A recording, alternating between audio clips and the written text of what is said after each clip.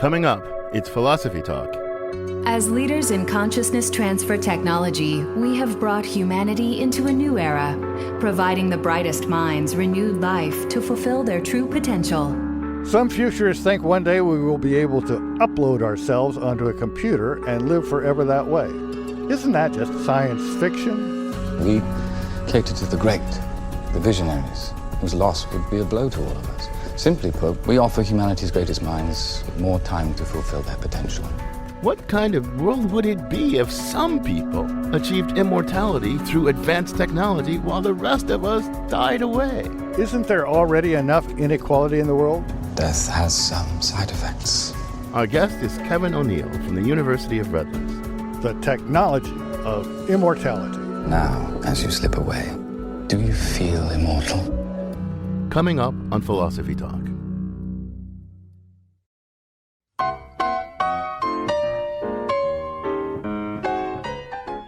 Welcome to Philosophy Talk, the program that questions everything. Except your intelligence. I'm John Perry. And I'm Ken Taylor. We're here at the studios of KALW San Francisco.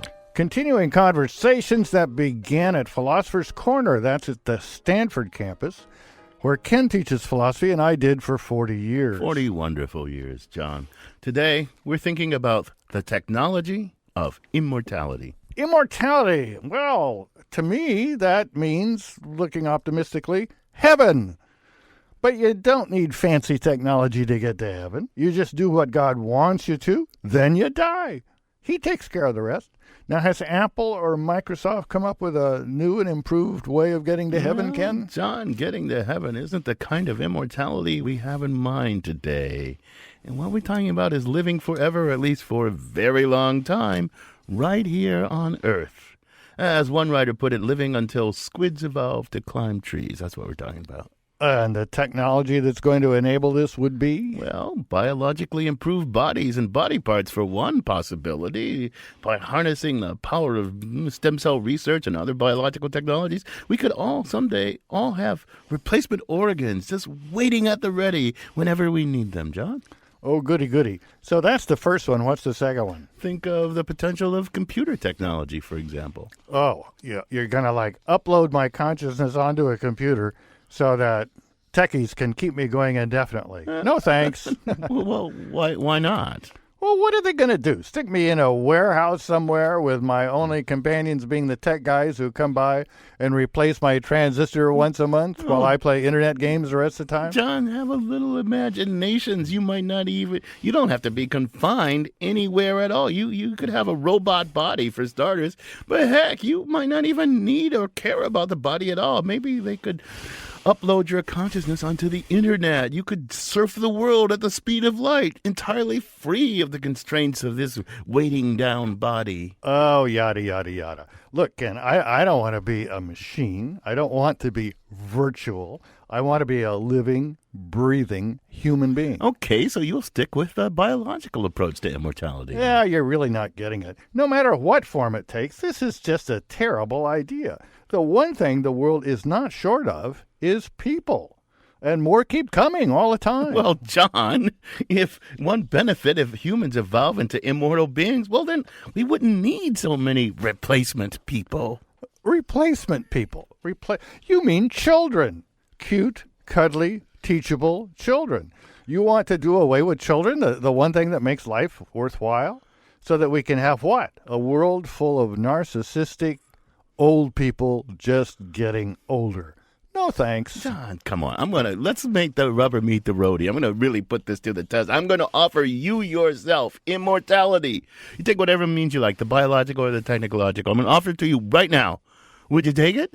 No, certainly not. Certainly not? Why on earth not? Well, for one thing, it's not clear to me what it is you're offering. Probably not what you think you are. I don't get what you're saying. Well, think about it. You're imagining that 100 or maybe 1,000 years from now, there'll be somebody occupying what's really basically a new and improved body, maybe with some historical connection to me, maybe a whole new set of organs, maybe some bionic appendages, maybe with parts we can't even imagine today, with a mind that's surfing whatever replaces the internet.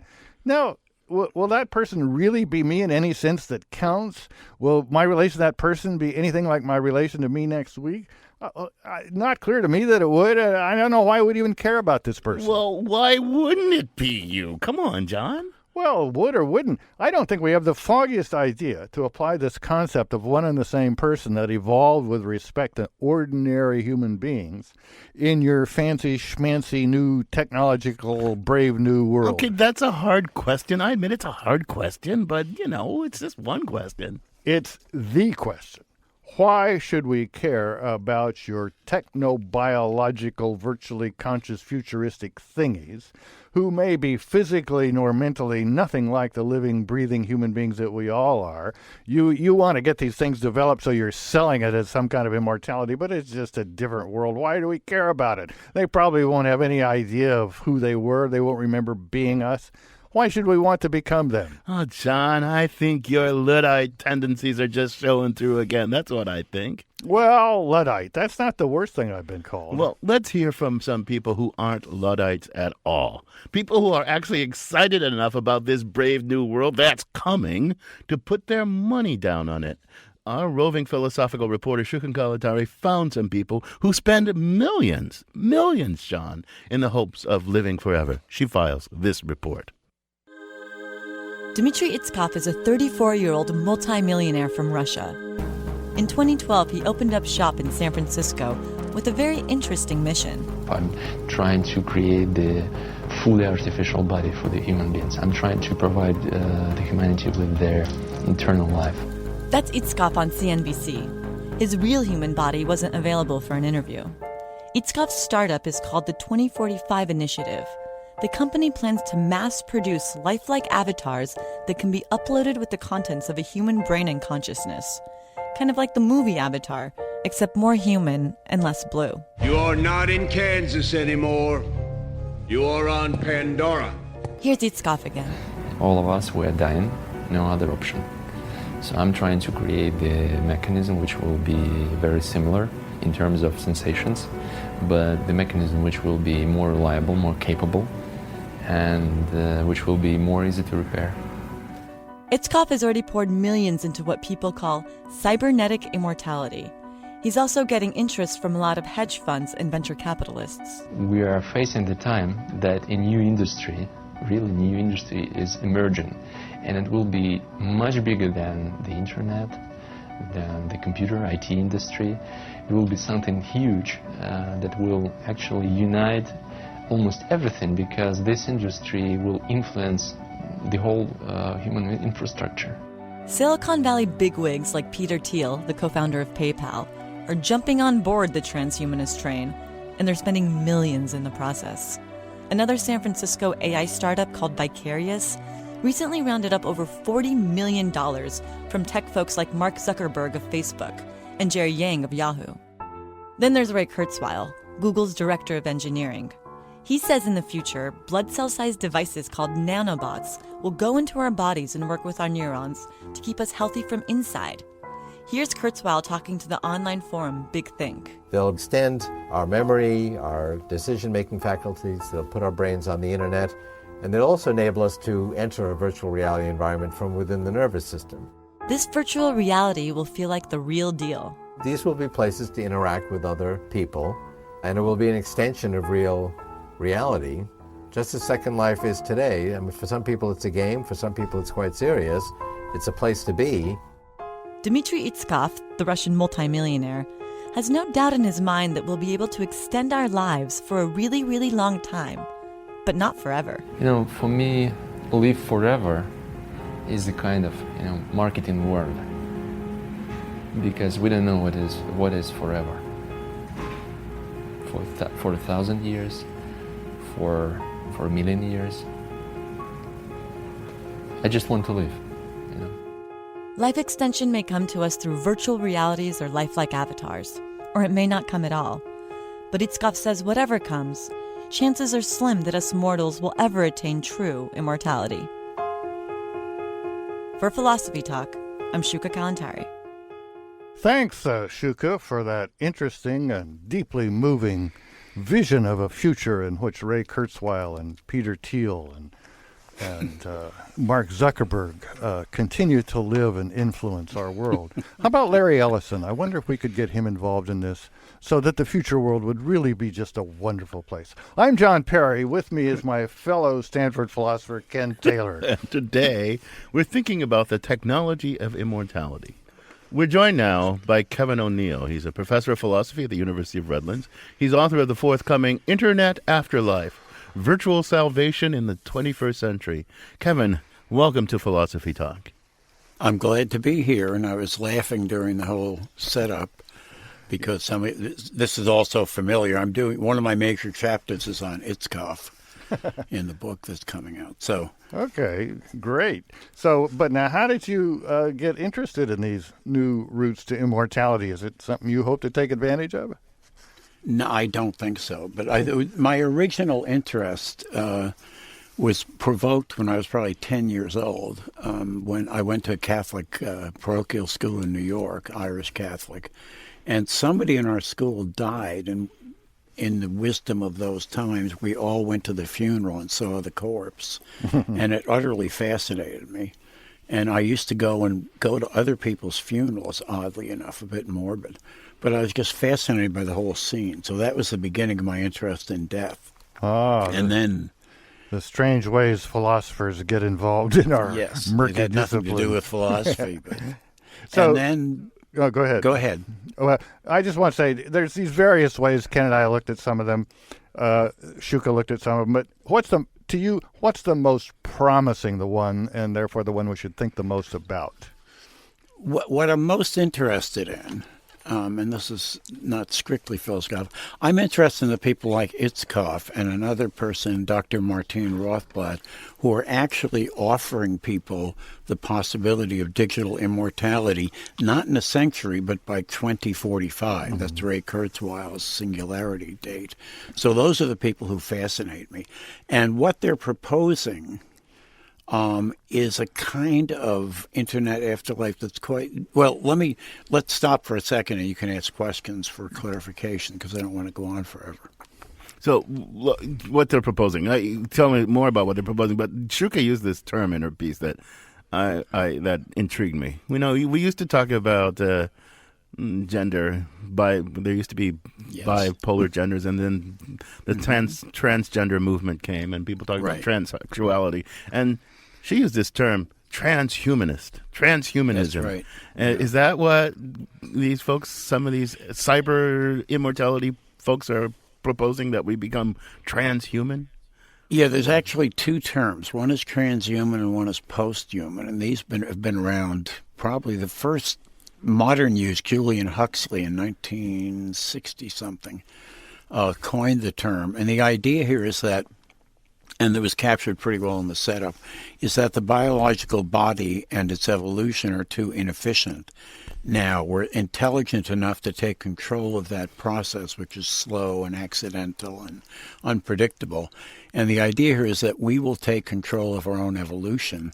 And part of the taking control is a leaving behind, ultimately, of the biological body, because, as Itzkoff makes clear, it weighs us down and slows us and doesn't allow us to reach our full potential. You're speechless. Okay, so look, I grant you the biology is kind of failed in some ways, but it's also really brilliant, and it's the result of a non-intelligent process that I think it would take intelligence a really much longer time. And it turns out, in terms of the biology, there's like a small tweak some people think we could make. No cell in our body is older than 7 years, right? It's just we have imperfect cell replication. Isn't improving our cell replication so that our new cells aren't so bad, are as good as our old cells? Isn't that a promising route too? Which doesn't have to make us transhuman. What I've discovered is there's a whole world of transhumanism that's rather complex. Some of the people in it are what are called enhancement people. Aubrey de Grey is probably the biggest name in that. And what they're proposing is what you're saying, that we work with cells, and then Kurzweil wants the nanobots in there. But to improve this cell life and cell longevity, And that idea is relatively conservative. It's that we accept the body, we improve the body. But people like Itzkoff and Rothblatt, who are the two major people proposing this as a practical solution, fundamentally want to get beyond the body, see the body as an impedance, and really want to get beyond biology. Okay, we're going to have to dig into whether this is possible and what it would mean in some greater depth. I mean, there's a lot to talk about here. Yes. You're listening to Philosophy Talk. Today, we're thinking about the technology of immortality with Kevin O'Neill from the University of Redlands. In our next segment, we'll think about what a world filling up with uploaded people, biological super people, transhumans, posthumans, and the whole bunch of them would be like. A world of old people, really, really old people, digital people, trans people, enhanced people, when Philosophy Talk continues. We hope you're enjoying this week's free stream. Help us to continue to produce thought-provoking episodes like this one by contributing to our fundraising drive. Become a partner in our community of thinkers. Head to philosophytalk.org/benefits. And now, back to Philosophy Talk.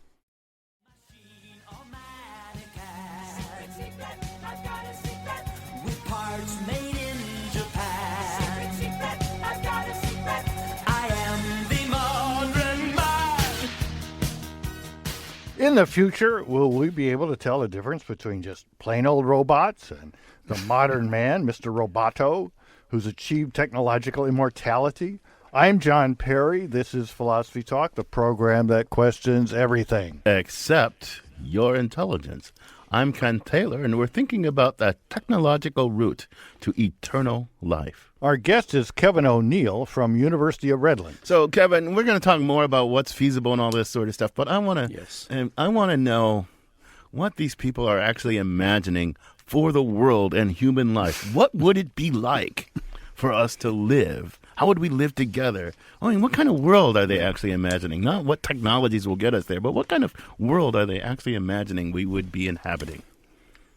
This is a very interesting question because ultimately, when you get to the limit of what these people are thinking, what they're imagining is a human identity that has very little to do with, as I say, our normal body. It has to do with some body or other. They're not entirely immaterialist. It has to be housed somewhere in a server or in a hologram or somewhere like that. But we have to stop thinking about our identity defined by our normal biological body. In the future, think if you were a robotic android.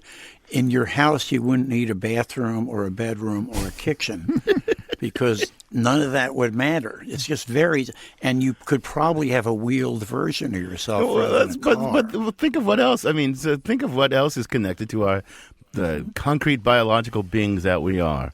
Birth and death, marriage, yes. Procreation.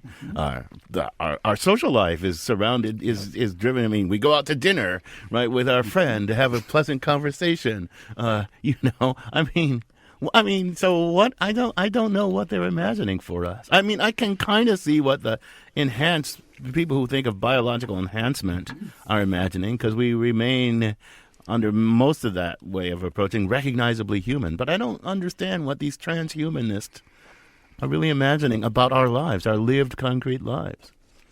Well, I think what's going to happen, there will be stages of development. And I suspect that what they're going to say is that we develop virtual reality scenarios or build into the android eating functions, drinking functions, etc., temporarily. So you either think you're eating or you're eating in some other way to eat.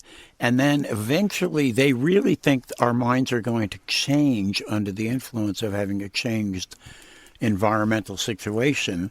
And they're not that interested in preserving my personal identity in a recognizable form. They want us to change to be almost unrecognizable. Because we're going to be machines. So that makes me think this is really just a huge bait and switch operation.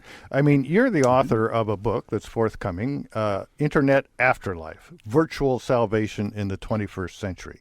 So afterlife and salvation, these suggest that these beings are going to be us. They make the taxpayers and voters of the world want this to happen so they can live on. But but it's not clear that, and here's the switch. They're just saying, let's fill up the world with these, non-human, semi-human, or transhuman beings, and they'll have some memories that come from the present human beings. So let's pretend that they're us. But they're no more us because they've got some of our memories than Dropbox is my computer because it's got some of my files. This is just bait and switch. That's what I think. What do you think?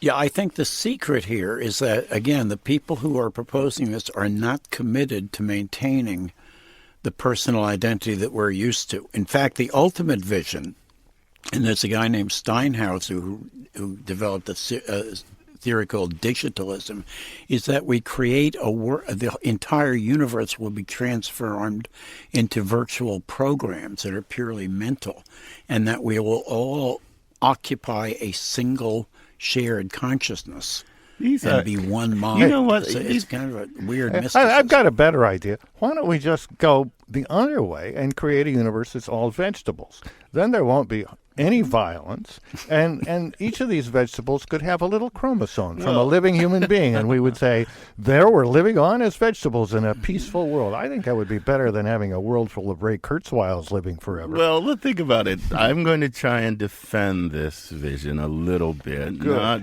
completely seriously, because it seems kind of, I got to tell you, it seems a little adolescent to me. I don't want to. That is, adolescent. You play with your toys. You say, "Oh, computers are really cool," and you realize, "Oh, computers can do all these really cool things," and you start to see the possibilities for what computation can do, and it's really mind blowing.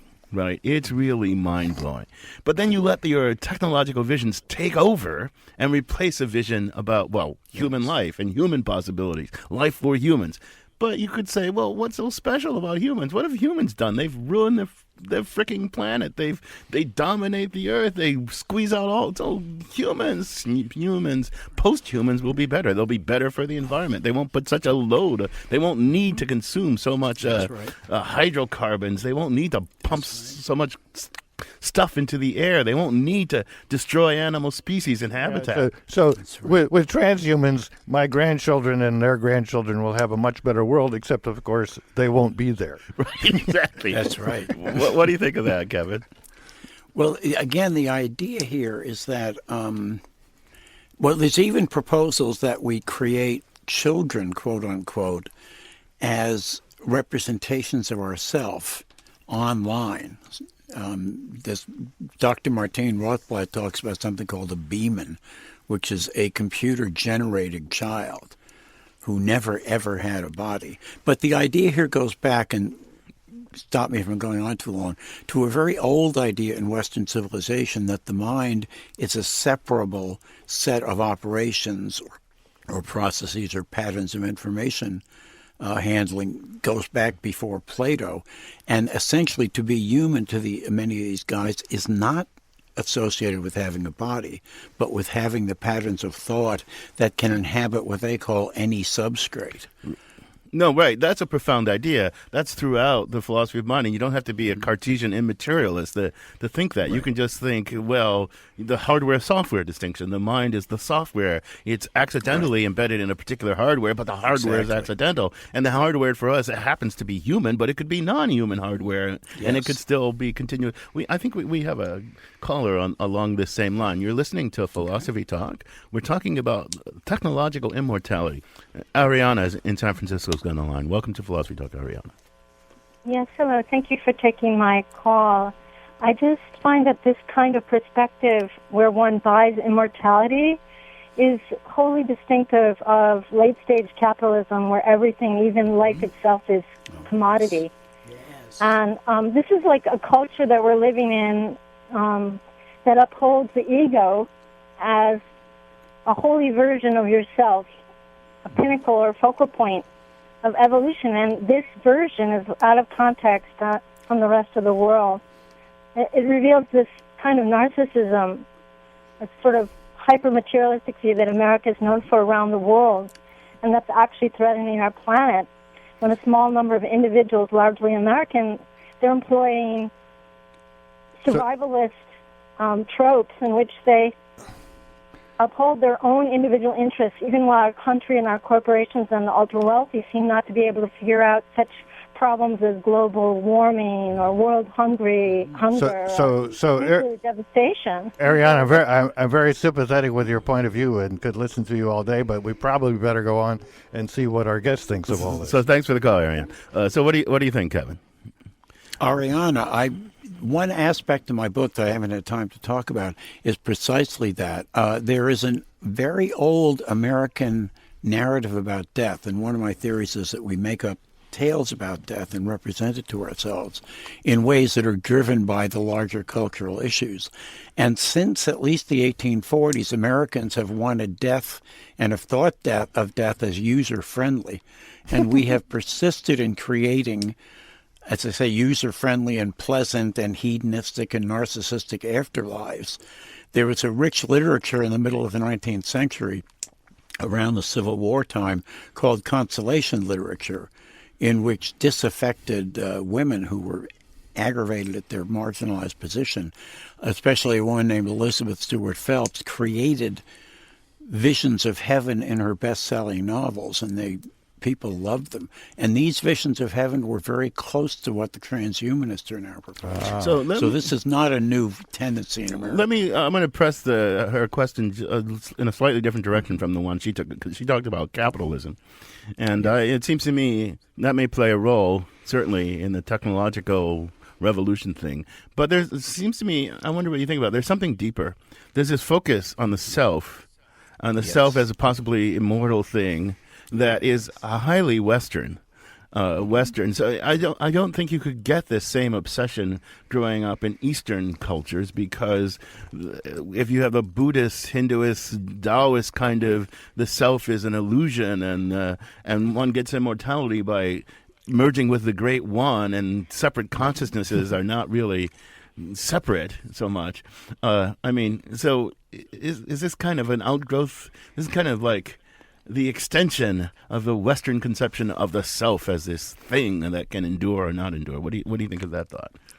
Absolutely. There's a great deal, as I think Ariana mentioned, and you did too, of narcissism in this approach. It's a kind of deification of the self, which again is an American tradition.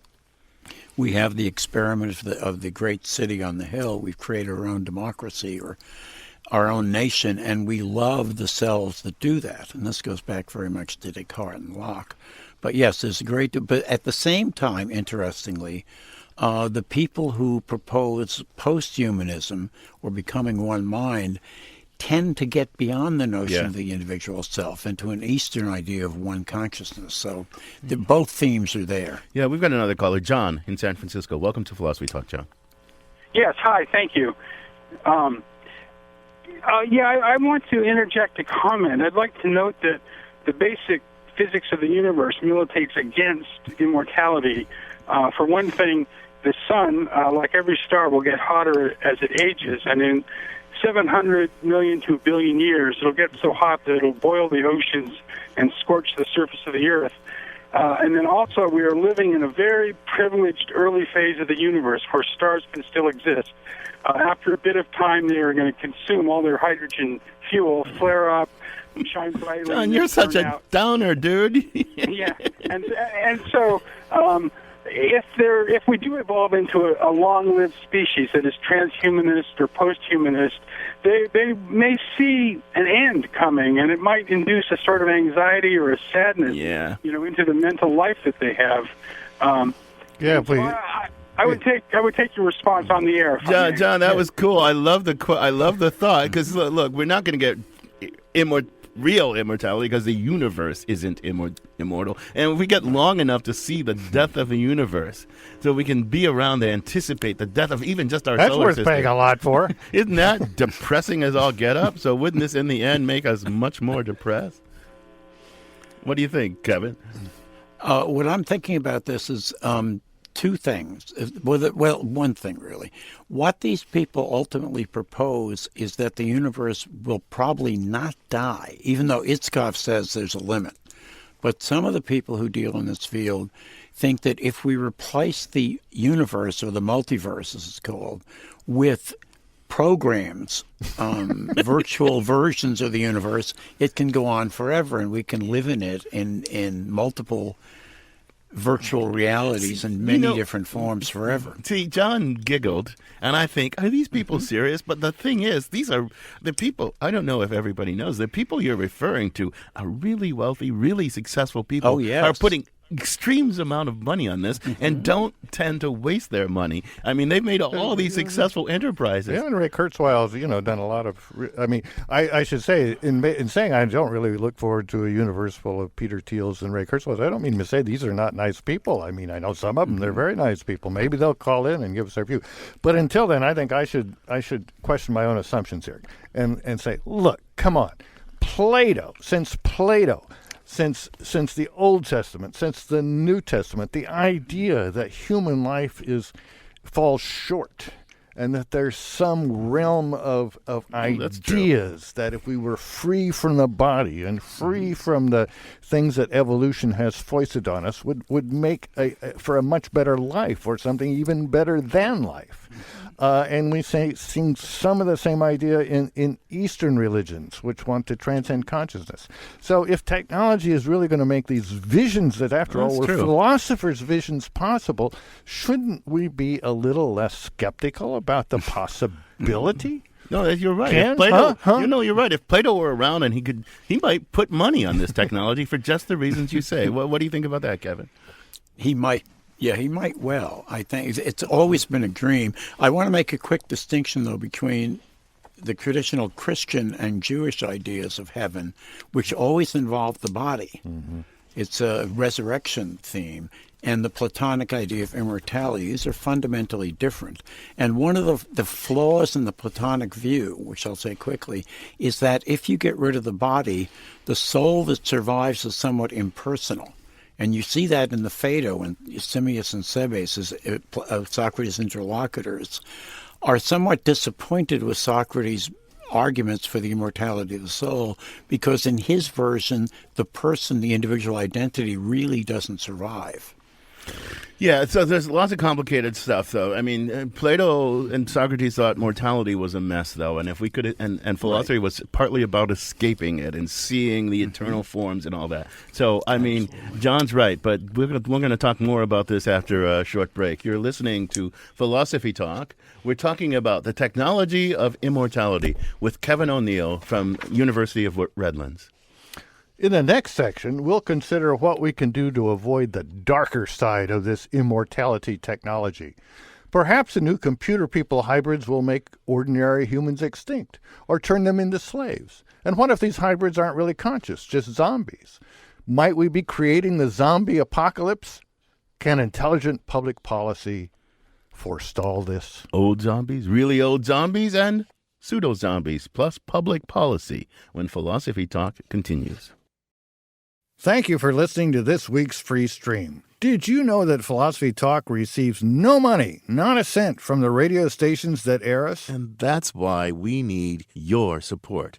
If you donate, you can become a partner in Philosophy Talk's community of thinkers. Head over to philosophytalk.org/benefits to learn how you can become a strategic partner for $250. But any amount you can give, no matter how large or how small, helps us stay on the air and online. Let's get back to the program.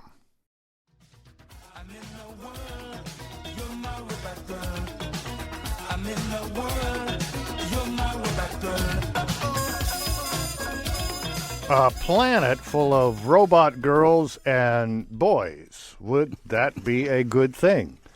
I'm John Perry. This is Philosophy Talk, the program that apparently questions everything. Except your intelligence. We really do. This is not virtual reality. I'm Ken Taylor. We're thinking about living forever through technological means. Our guest is Kevin O'Neill from the University of Redlands, and we've got a caller on the line, Andy in San Francisco. You've been waiting a while. Welcome to Philosophy Talk, Andy. Hi, thanks for taking my call.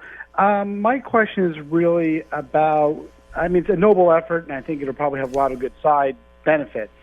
But how can they really know how the brain, the mind functions, how all the different parts integrate? It seems like they're going to be working ultimately with a subset of functions that will not thumb up the way the organic human brain does. Well, thanks for that question, Andy. That's a real question. I think people are alive to that question, though. I mean, because you could do things. You'd have to know a lot more about how the mind actually works to actually upload it. I mean, there's lots of different techniques people imagine could be employed to do this. But Kevin, you know more about this than I do. So, what do you think about Andy's question? Yeah, it's a great question. And what I want to say before that is that if we do create something that looks like a human being, let's say it's an online avatar talking to us out of a screen, and it says it's me, there's really no way for me it's like an advanced Turing test to ultimately, if it's a well-made nanobot, I'll never know whether it's a philosophical zombie or not because it will say it's self-conscious, etc. In any event, though, switching to technologies, there's fundamentally two approaches to this, creating a mind that you can upload. The first one is called WBE, or whole brain emulation, and that requires sectioning every neuron and scanning with advanced scanners like an MRI, but better. Every single slice of each neuron. Remember, there's 1 billion neurons, and they probably have trillion serial connections with other neurons. So that's going to take a long, long time, and it require enormous computing power. The other route, which is being taken by the people who are proposing short-term immortality by 2045, is a system worked out by two people at USC named Gemmell and Bell, who propose that if you accumulate enough information about a person by giving them psychological tests, getting video, audio, conversations, biography, you can actually create their identity online. You kind of reverse engineer it, right? John, Yes. you got some emails there. Yeah, right? we got a good email. Now our song in the break was about robot girls and boys. I know they're robot boys or not. But email from Patricia, has anyone thought about the diversity of these new beings? Does it go away? Is there a need for different sexes, sexual orientations, or races? What are the demographics of these beings? Good question. It's a great question, and something I've been writing about. If you go back to Donna Haraway and her famous cyborg essay from the early 80s, I think, she talks about the cyborg, the kind of machine biological synthesis, as leaving behind history and gender. And when you look at these avatars, gender will become a moot point. People will be able to become any gender they want. And there could be different genders. They can change species, they can change race, and there could be issues if certain races get picked more often than others. And certainly there's an economic issue, is that more well-to-do people will have better avatars. Kevin, I don't want to sound like a Luddite, but I will. There was a famous essay, well, it wasn't his most famous essay, by John Stuart Mill back in the 1800s called The Wisdom of Nature, in which he argued nature doesn't have any wisdom, and we shouldn't be limited by nature, and he could have called it the so-called wisdom of nature. But and these folks probably would agree with Mill that nature is a thing to be exploited, done with what we want. It has no wisdom. We have all the wisdom. But I think that's poppycock. I think nature is this delicately balanced thing that has evolved, especially the is this delicately balanced thing that has evolved through, trial and error, has withstood all kinds of catastrophes. I mean, the life on Earth has been nearly wiped out several times, and it's come back, and it's experimented and it's grown. And the idea that a bunch of guys in a computer lab could just think away all that and design a better, I think it's just folly. I think it's just utter insane folly and hubris, and I don't think we should want to transcend our biological being. I don't deny that we should improve our being in the world. Eliminating diseases and all that is a good thing, but I don't think we have the wisdom actually to design, and we have no idea what this world would be like or what the consequences would be. I mean, Ken, are you against birth control? No, I'm not against Well, birth control, that's humans saying, look, nature has given us these things, but with just a few changes, yeah, I know. It'll be so much better. Yeah, but these aren't just a few changes. These aren't tinkering around the edges. These are undercutting the very nature of our evolved being in the world. So I think this technological approach is and I think it suffers from something that technologists offer us, what I call technological determinism. The technology will on its own solve all the problems. Technology ushers in as many problems as it solves. Now we have email from Richard, which is kind of the same tone as you, but makes a different point. He says, republic policy in a world with abject poverty, the resources spent on fighting mortality is grossly immoral as well. Or, to put it in a more upbeat way, maybe if we save enough money by ignoring global warming and poverty, we can actually fund these neuron scans that we'll need. That's right. What do you think? Are we just being Luddites or what? No, the idea here is, and Itzkoff addresses this to some degree, there will be a weird society, which you mentioned before, in which rich people will be able to live forever and be employing and working with poorer people who are going to die. And that's going to create a huge social stress. And there's a whole range of philosophers, especially the existentialist phenomenologists, but also Martha Nussbaum has written about this, about the inherent unnaturalness of leaving the body, that we are embodied beings, as Heidegger says, we're Dasein, we're beings there. Or Merleau-Ponty talks about the importance of the body. And many people argue that to make us non-bodily, whatever we will become, we will not be human. But but is that good or again? I think back to Plato. Somebody you could think, oh, you guys are being so reductive or something. The body and all that. But back to, there is Plato long ago talked about what he called the muck of mortality. Right, mortality is just a mess, and there are so many things in human life that are there to enable us to cope with or escape mortality. Philosophy is about coping with and escaping the limits of mortality, getting you to see the eternal forms in union with the eternal forms and all that. So I don't know. Maybe it's not silly, but I just don't think we know how to live as beings who aren't embodied. I don't think we have it.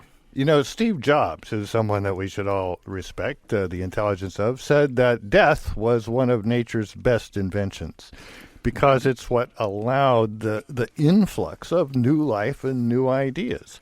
So, death wasn't, what's so bad about death? Premature death, like in the case of Steve Jobs, painful death. But death itself? What's a big deal? Especially from an overall design perspective. If you were going to design the system of these conscious beings, you wouldn't want the same ones to continue and continue and continue. Would you? It's kind of like retirement in a thriving company. It's really the lifeblood of new ideas. What do you think, Kevin? Yeah, that's one of the oddities of these visions is that some people, as I say, Rothbard and her Terasem movement, thinks you can create people online who have never lived in this world, and there will be generation of some sort. But there's that odd idea, but if you make everybody virtual and take them out of their bodies, we can keep reproducing, and as soon as people die, they'll disappear from the world. These people won't be staying around as physical bodies. Itzkoff thinks ultimately we'll become holograms. Yeah. I'm not sure how that'll work technically without a light source. I suppose you could have death even in this virtual world in the following kind of way, which is what you said, just suggested this to me. Just like software programs go obsolete, software consciousnesses could go obsolete. A consciousness could just run out of its utility and nobody would want to see it replicated. I've felt obsolete for years. I keep solving philosophical problems and people don't even remember what those problems were. Look, Kevin, before we get too far along, this book you've got, Internet Afterlife, Virtual Salvation in the 21st Century. Now, my notes say it's forthcoming. So when is it forthcoming, and where will we get it? I have to finish the manuscript. There is that, yeah. Hopefully not in the great hereafter. December 31st. Oh. And then it'll probably be out middle of next year, and it's coming out with Prager. Prager, okay. Yeah. Well, I'm going to keep my eye out for that because I think this is fascinating, but I don't want to do all the work that you've done reading all these highfalutin entrepreneurial computer scientists. So, Kevin, I can't tell. I want one last thought from you. I can't tell whether you're pro or con this brave new world. I really can't tell. Tell me whether you're pro or con. And I'll frustrate because I'm neither, in the sense that what I want to do is to get out the ideas as fairly as possible and to give a good representation of it. I don't ultimately think, well, I know I wouldn't do it. And again, what stops me is the idea that somebody can create a replica of me that will be a very plausible replica, but there's no way for me to tell going into that project whether that will be me or whether I'll be dead, and whether my descendants will be speaking to a brilliant philosophical zombie. So it's frustrating because there's no real test. You say you can't know before going into it, but could anyone know after going into it? Will that zombie be able to know whether it's you? If they were there, yes. But we don't, as I say, anybody, again, it's a version of the Turing test, anybody asking my replica whether it's me will get the answer, of course it's me. I'm reflective, I'm thoughtful. Well, Kevin, one thing I'm sure of is I'm sure that's you on the other end of this radio line. But yes, this conversation has to come to an end, so I'm going to thank you for joining us. Well, thanks for having me. I've enjoyed it. Our guest has been Kevin O'Neill. He's a professor of philosophy at the University of Redlands. He's author of the forthcoming Internet Afterlife, Virtual Salvation in the 21st Century. So, John, what kind of thoughts are you having about this now? I've turned into more of a Luddite, I think, than I started. Well, I'm about as big a Luddite as when I started, but, I try to keep open-minded. I've written a limerick. My friends all want to get uploaded, scanned, recorded, and encoded.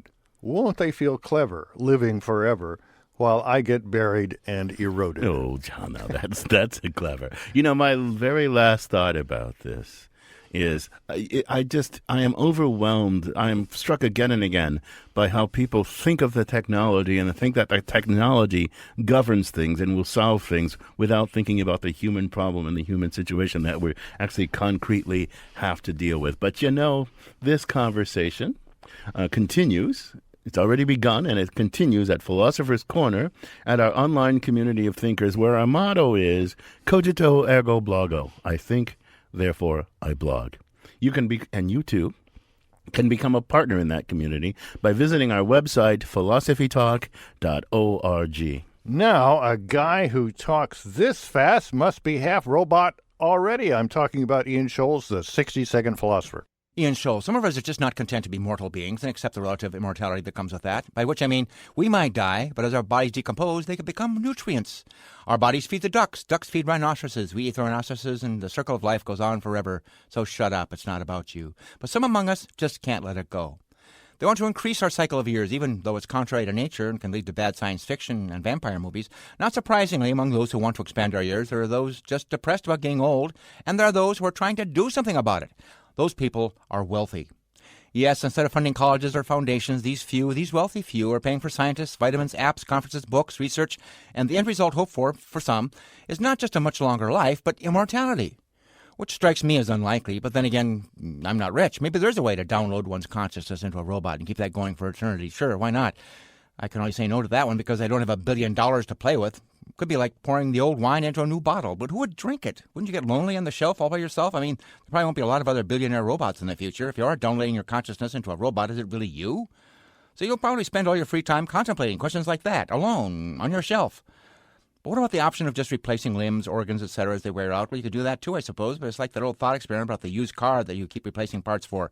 Sooner or later, once you replaced all the parts, it is just a replica of the car you once had. Not the actual original car. Might as well sell it for parts. And who's going to want those parts by the time you've replaced the muffler or lungs for the 100th time?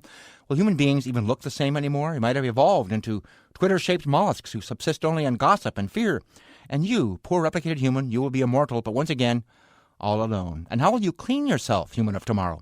Will your flesh replacement wipe clean with a damp cloth, or will you need special solvents? Who's going to do that for you, an immortal servant? Why would an immortal servant want to waste time seeing to your needs? He or she has his own infinity to fill up. And here's another concern the immortal will face that we don't: erosion. What effect will wind, rain, snow, or the gentle lapping of the salt sea waves have on our new physical bodies? Over centuries, our new bodies, just like our own now, will break down. chip off and fall into the ocean or into the forest where there's nobody to hear it. And of course, our bodies are not more immortal than the universe itself. What about entropy? Does the Immortal Health Plan cover that? If we face heat death of the universe, I suppose we could apply sunscreen, but if the sun is just a black hole now, what's the point? Well, these are just some of the issues our new gods, the billionaires and their Teflon bodies, will face billions and billions of years from now. Well, excuse me, just 5 billion years from now, I guess. Wow, time is just flying by. Before I know it, it'll be the Big Bang again. Then where will you be? I gotta go.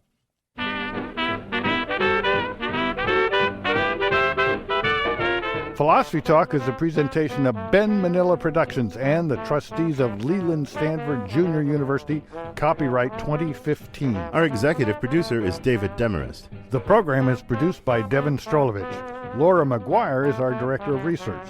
Our marketing director is Dave Millar. Thanks also to Ted Muldoon, Merle Kessler, Erica Topit, and Mark Stone. Support for Philosophy Talk comes from various groups at Stanford University and the partners at our online community of thinkers. And from the members of KALW San Francisco, where our program originates. The views expressed or misexpressed on this program do not necessarily represent the opinions of Stanford University or of our other funders. Not even when they're true and reasonable.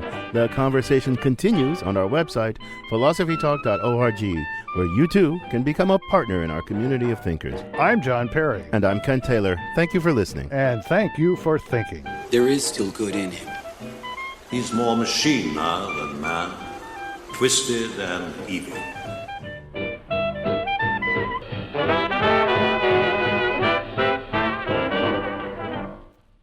Holy mackerel, you're still listening. You must be a big fan. You should become a strategic partner. Donate $250, get lots of cool benefits, help keep the program on the air. Yeah, but really, any amount helps. Thanks for listening. Thanks for thinking. And thanks for donating.